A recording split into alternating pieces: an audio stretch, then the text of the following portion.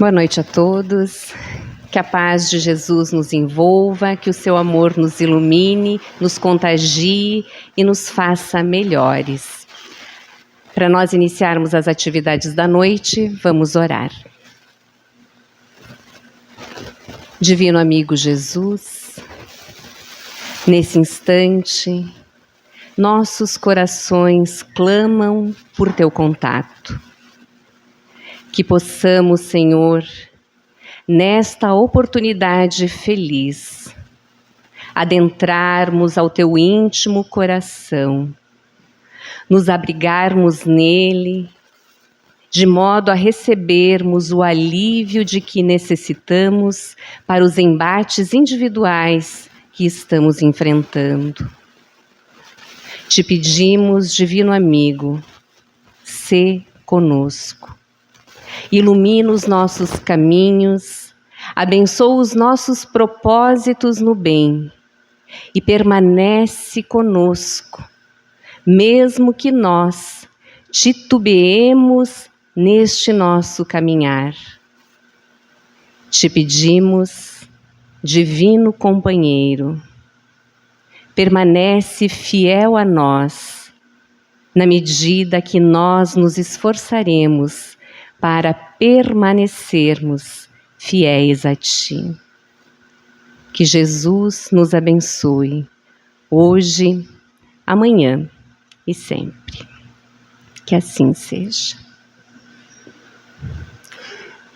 Hoje nós tivemos um probleminha, então nós não vamos conseguir passar as imagens, mas não perderemos nada porque usaremos a nossa própria imaginação. O título da nossa conversa é Vem, confia e segue-me. E a base da nossa conversa, ela se dá através dessa obra, Boa Nova. Essa obra, ela veio a lume no ano de 1941, por intermédio das Mãos Santas de Chico Xavier. O escritor Humberto de Campos, pseudônimo Irmão X. E é interessante que nessa obra ele vai relatar 30 vivências de Jesus, 30 experiências do Mestre quando ele esteve aqui na Terra, sob a perspectiva do plano espiritual. E ele começa dizendo, na introdução, que quando ele estava encarnado, ele era um escritor muito famoso, muito conhecido. E certa feita, ele conversava com alguns amigos protestantes. E esses amigos protestantes se referiram a Jesus como a rocha do século. Quando ele ouviu aquela colocação referente a Jesus, ele achou graça. Porque no auge da sua arrogância humana, ele acreditava que aquilo que se falava sobre Jesus era coisa de pessoas com um cabedal de conhecimento muito baixo. Então ele sorriu e passou. Quando ele chegou no plano espiritual, ele começou paulatinamente a tomar conhecimento da grande obra do Cristo no coração dos homens. E ele se encantou com a figura de Jesus. E então ele vai fazer algumas colocações que ele intitula na introdução como sendo na escola do Evangelho. Diz Humberto de Campos, fazendo uma referência àquele dia que ele havia rido daqueles amigos protestantes que se referiam a Jesus como a rocha do século, que ele havia sorrido e seguido o seu caminho, ele diz: hoje, porém, já não posso sorrir nem passar. Sinto a rocha milenária, luminosa e sublime, que nos sustenta o coração atolado no pântano de misérias seculares. E aqui estou para lhe prestar o meu preito de reconhecimento com estas páginas simples, cooperando com os que trabalham devotadamente na sua causa divina de luz e redenção. E diz mais adiante: Jesus vê que no vaso imundo do meu espírito penetrou uma gota de seu amor desvelado e compassivo. O homem perverso que chegava da terra encontrou um raio de luz destinado à purificação de seu santuário. Ele ampara os meus pensamentos com a sua bondade sem limites.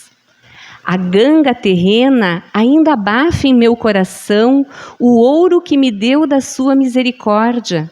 Mas como Bartolomeu, já possuo o bom ânimo para enfrentar os inimigos de minha paz que se abrigam em mim mesmo. Tenho a alegria do Evangelho porque reconheço que o seu amor não me desampara. Confiado nessa proteção amiga e generosa, meu espírito trabalha e descansa. A gente vê um homem que sai da terra completamente ateu, sem nenhuma consideração espiritual, mas quando consegue e começa a compreender a importância da grande figura de Jesus, ele faz esse movimento de ir ao encontro do Mestre e traz para nós nessas páginas verdadeiras pérolas de luz. Vamos conversar sobre uma das passagens. Nos primeiros dias do ano 30, nós vamos imaginar Jesus percorrendo o triste deserto da Judéia. Ali, no deserto, ele se encontraria com o precursor, João, o Batista. Passariam dias juntos, orando, jejuando e conversando sobre as primícias do reino que começavam a se instalar aqui na terra. Depois de alguns dias, ele segue caminho, vai para Jericó, fica um tempo lá e depois nós vamos encontrá-lo nas adjacências de Cafarnaum. Volta até Jerusalém e lá ele repousa. Percebe o grande templo que estava à sua volta e percebe a movimentação daquelas almas incansáveis e imparáveis. Naquela época, Jerusalém era uma metrópole e muitas almas iam e vinham, pessoas de toda ordem. E ele sentado olhava e conseguia fazer uma leitura de cada criatura que passava por ele, porque ele é o nosso divino semeador. Nós somos as ovelhas do seu rebanho. E ele lia cada um que passava por ele. Até que em determinado momento, ele é percebido por alguns sacerdotes. Porque a figura de Jesus, ela chamava a atenção. Ele era um homem alto, imponente, sem arrogância. Dos seus olhos vertiam uma vibração incomum. E quando ele olhava nos olhos das criaturas, elas se sentiam atraídas por ele.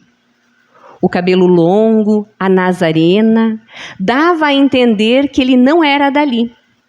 E então os sacerdotes, olhando aquela figura, se aproximam. E um deles, de nome Hanã, vai fazer alguns questionamentos para Jesus. Ele identifica ele como sendo um galileu e lhe pede: Galileu, que fazes na cidade? E o Cristo então olha com ternura e diz: passo por Jerusalém, buscando implantar o reino de Deus. Hanã fica em choque. Olha para ele com desdém e diz: reino de Deus? O que você pensa ser o reino de Deus? E o Cristo responde: o reino de Deus é obra divina no coração do homem. Imaginem a cena. Se nós ouvíssemos isso hoje da boca do Cristo, nós estaríamos chocados. Imaginem, naquela época, ele falando a um sacerdote. E Hanã fica extremamente irritado com a postura daquele galileu que para ele era uma pessoa inferior. E ele diz: obra divina em tuas mãos? Com o que contas para levar adiante a tua difícil empresa? Quem são os teus seguidores? Tens algum príncipe ilustre para auxiliar-te na execução de teus planos? E vejam a resposta do Cristo. Meus companheiros hão de chegar de todos os lugares. Sim, eu acredito, diz Hanã, os ignorantes e os tolos estão em toda parte da terra. Certamente que esse representará o material de tua edificação. Entretanto, te propões a realizar uma obra divina, mas já viste alguma estátua perfeita, modelada em fragmentos de lama? E o Cristo responde: nenhum mármore existe mais puro e mais formoso do que o mármore do sentimento, e nenhum cinzel é superior ao cinzel da boa vontade. A essas alturas, Hanã já estava completamente irado. Mas ele vai além. Ele pede ao Cristo: conheces Roma ou Atenas? E a resposta do Cristo: conheço o amor e a verdade. Vejam que lindo. Ele podia ter parado por ali, mas Hanã insistiu mais um pouquinho. Tem ciências dos códigos da corte provincial e das leis do templo? E o Cristo responde: sei qual é a vontade de meu Pai que está nos céus. Hanã, completamente incomodado com aquele galileu, bate os pés na terra e sai rumo à Torre de Antônia. Completamente incomodado pelas respostas inteligentes que havia recebido daquele homem que para ele era uma criatura inferior. O Cristo então repousa mais um pouco e novamente ele vai retornar a Cafarnaum. Chegando nas proximidades, ele vai até o rio de Tiberíades. E lá ele começa como que a procurar por alguém. E o Cristo então começa a lançar o olhar para o mar, e no mar haviam inúmeros pescadores. Era um amanhecer muito lindo, o sol já começava a apontar. E os pescadores faziam o movimento da pesca e cantavam canções da época, com alegria, um sentimento bom. E o Cristo então, divisando as figuras que ele queria, aguardou na areia. Quando o barco chegou, 2 jovens saíram dele carregando peixes. E ele então se aproximou deles e disse: Simão e André, filhos de Jonas, venho da parte de Deus e vos convido a participar da instituição de seu reino na terra. Quereis ser meus discípulos?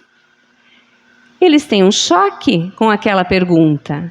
Mas ao mesmo tempo que eles têm um choque com aquela pergunta, o magnetismo do Cristo começa a circundar o mais íntimo deles. E eles ficam olhando para o Cristo magnetizados, completamente hipnotizados, e começam a pensar: meu Deus, essa voz eu já ouvi, essa voz não me é estranha. Em que momento eu tive contato com esse homem, com essa criatura? E o Cristo então começa a lhes falar do seu evangelho, do reino de Deus que seria implantado aqui na terra. E eles ficam completamente encantados com aquele homem que coloca palavras tão lindas, tão perfeitas, de uma maneira tão maravilhosa. E eles dão então uma resposta para o Cristo: Senhor, seguiremos os seus passos. O Cristo abraça eles e diz: sede bem-vindos. E então, algumas pessoas que estavam vendo aquela cena e acharam aquilo muito inusitado, ficaram ali nas proximidades para poder ver o que aconteceria depois. E o Cristo convida, então, os 2 primeiros discípulos para irem até a intendência de Antipas. Lá, o Cristo, Simão, André e alguns curiosos chegam. Jesus, então, se aproxima de um coletor de impostos, Levi, que mais tarde nós vamos conhecer pelo nome de Mateus. E ele faz uma pergunta a Levi. Que fazes tu, Levi? Vejam, Jesus falava com todos, chamando-os pelo nome. Ele nos conhece até hoje, ele sabe quem somos. E Levi responde: recolhe os impostos do povo devidos a Herodes. E o Cristo então lança a pergunta que modificaria a vida de Levi para sempre. Levi, queres vir comigo para recolher os bens do céu? E Levi dá a mensagem, dá a resposta que para mim é a resposta mais importante, ou talvez a resposta que mais me comove de todas as respostas que eu já ouvi. O que Levi diz? Senhor, estou pronto. Ele se levanta e segue Jesus. Jesus o abraça, dá a ele as boas-vindas, e esse vai ser o nosso Mateus no apostolado evangélico. Naquela tarde, nós vamos encontrar Jesus e esses primeiros discípulos que ele havia feito o convite, junto com alguns curiosos que ali se encontravam, e ali, naquela tarde, ele vai fazer a sua primeira preleção e vai falar sobre esse mundo novo que começava a se instalar na terra, mas queria se instalar no coração de cada um. Um reino de amor, um reino de pacificação, um reino de muita produção no bem, mas que precisaria ser semeado, ser acolhido diariamente no íntimo de cada criatura. Passa-se algum tempo, Jesus reúne o restante do seu apostolado, e nós vamos encontrar então Jesus conversando com aquele grupo que ficou conhecido como os 70 da Galileia. Era um grupo que seguia Jesus com muita frequência. E Jesus conversando com eles, e eles seguindo Cristo com essa frequência, essa constância, Jesus fez um convite àquele grupo, para que eles se dividissem em pequenos grupos de 2 e fossem anunciar a boa nova em outras paragens. E eles começaram a fazer isso. Esses pequenos grupos começaram a ir anunciar o evangelho de Jesus em outras localidades. E vejam que curioso, como eles falavam em nome de Jesus, eles começaram a realizar curas. E eles ficaram espantados com aquilo. E quando eles voltavam para conversar com Jesus, eles diziam: Mestre, nós curamos em teu nome. Mestre, tinham endemoniados e eles fugiram. Eles ficaram curados. E o Cristo dizia: que bom, eu fico feliz por vocês, porque o nome de vocês está escrito nos céus. E aquele grupo, ouvindo essa fala de Jesus, que o nome deles estava escrito nos céus, eles ficaram assim: uau, quer dizer que se o nosso nome já está escrito nos céus, é porque a gente já é bom, a gente já está bom. E o Cristo, percebendo o burburinho que aquela colocação causara neles, resolveu elucidar e disse: entendam a minha fala. Quando um nome está escrito nos céus, isso significa que, em caso de necessidade, os céus vão conduzir as pessoas necessitadas até aquelas mãos que ali se encontram, para que esses que têm o nome escrito nos céus sirvam aqui na terra.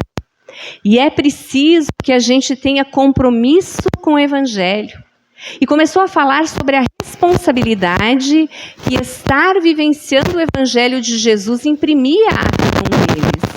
Compromisso, fidelidade à causa do Evangelho, perseverança, que todos ali deveriam se colocar como servidores. E aí então ele diz: e é necessário que cada um de vós beba na mesma fonte que eu vou beber. E aqueles homens ficaram ouvindo aquela fala do Cristo que parecia tão impositiva quanto a conduta que deveriam seguir agora que falavam sobre o Evangelho, que eles começaram a achar aquele discurso duro demais. Quem é que aguenta viver assim, nesse regime de compromisso, de fidelidade, de perseverança? É um discurso muito duro de aguentar. E eles foram saindo, um a um. E então ficaram poucos. Ficaram os apóstolos e mais alguns poucos. E então o Cristo, percebendo a tristeza de Pedro, se aproxima e diz: Pedro, onde estão os outros? E o Pedro diz: se foram, Senhor. E o Cristo pede: e vocês também não vão? E Pedro diz: para onde iremos nós, Senhor, se só tu tens a palavra de vida eterna? A nossa reflexão na noite de hoje, ela é essa: quem somos nós? Quem somos nós na fila do pão divino? Qual é o nosso entendimento hoje do real convite de Jesus para cada um de nós? Nós compreendemos que nós fomos chamados por Jesus? Ou nós estamos ainda vivendo como Hanã, achando que só tolos seguem o Mestre? Ou nós estamos achando o discurso do Cristo duro demais e não estamos querendo vivenciar o Evangelho dele nesse convite aberto que ele faz a cada um de nós? Quem somos nós na fila deste pão divino? Nós já paramos para refletir que o Cristo está nos convidando agora, com aquilo que a gente tem, com os recursos que a gente pode oferecer. Ele não quer que a gente fique melhor para servir. Ele quer que a gente sirva a partir de agora, com os recursos que a gente tem. Será que nós teríamos a coragem de fazer como os primeiros discípulos, que ao convite do Cristo, se posicionaram de pé e disseram: Senhor, seguiremos os seus passos. Estamos prontos. Não somos bons, mas estamos prontos para te seguir. Meus irmãos, a escola do Evangelho não é uma escola de teoria, é uma escola de vivência íntima. O convite que o Cristo fez lá atrás é o mesmo convite que ele faz para cada um de nós agora. É hora de implantar o reino de Deus nos nossos corações. Pensemos nisso. Não nos distanciemos mais de Jesus. Nós carecemos dele. Ele é a nossa luz. Ele é o nosso caminho.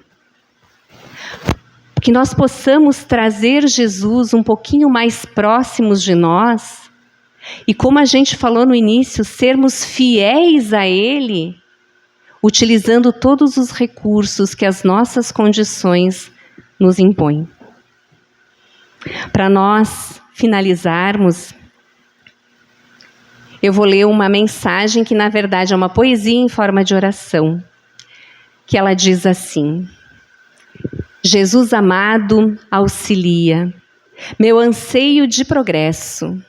Sou teu servo a cada dia, outra graça não te peço. Recuso o reino mesquinho do mal que ensombre e governa. Sou grão de pó no caminho, de tua grandeza eterna.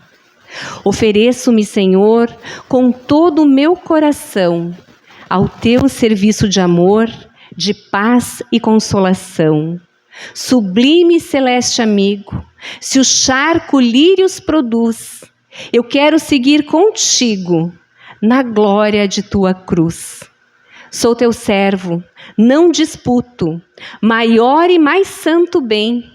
Dou-me a ti cada minuto, hoje, agora, aqui e além. Subirei montanha acima, és meu credo e minha igreja. Que o teu amor me redima, agora e sempre, assim seja. Nesse embalo dessas vibrações, tendo em mente a figura divina de Jesus, nós agradecemos a espiritualidade pelas bênçãos de luz que são derramadas sobre cada um de nós.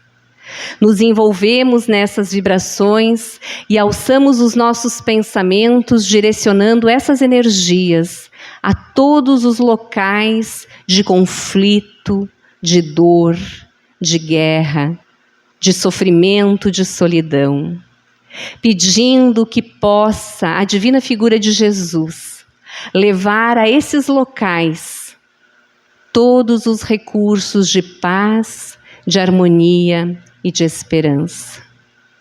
Pedimos a esse divino amigo que ele possa também lançar o seu olhar amoroso a todos os corações que padecem de sofrimentos íntimos, de depressão, de tristeza, todos aqueles que acalentam a ideia do suicídio, para que eles possam se revitalizar, encontrando na figura do divino amigo o porto seguro para as suas dores. Pedimos à espiritualidade irmã que nos envolve nesta noite, que nós possamos ter os nossos lares visitados, que possa ser feita uma higienização espiritual do ambiente e que seja retirada toda e qualquer energia que porventura lá se encontre em desacordo com o bem. E acreditando nesse trabalho amoroso do divino amigo Jesus, confiando nesse processo que todos nós enfrentamos para chegarmos mais próximo a Ele, nós nos colocamos em oração, lembrando da oração que Ele, num momento oportuno, quando aqui esteve, nos lançou como sendo uma base sólida para que nós pudéssemos fazer essa elevação, nos encontrando com o divino fora e dentro de nós. Pai nosso, que habitais em todo o infinito, santificado seja, Pai, o teu santo, o teu sagrado nome. Venha a nós o teu reino de amor. Seja feita, Pai, a tua sublime vontade, tanto na terra como no espaço. O pão nosso, do espírito e do corpo, dai-nos, ó Pai. Perdoai as nossas ofensas cotidianas, à medida que nós formos capazes de perdoar os nossos ofensores. E não nos deixeis cair em tentação, mas livra-nos, bondoso Pai, de todo e qualquer mal, porque teu é o reino, o poder e a glória, divino Pai celestial. Que a paz de Jesus reine em nossos corações a partir de hoje. E por tudo que temos, nós agradecemos a espiritualidade hoje e sempre. Que assim seja.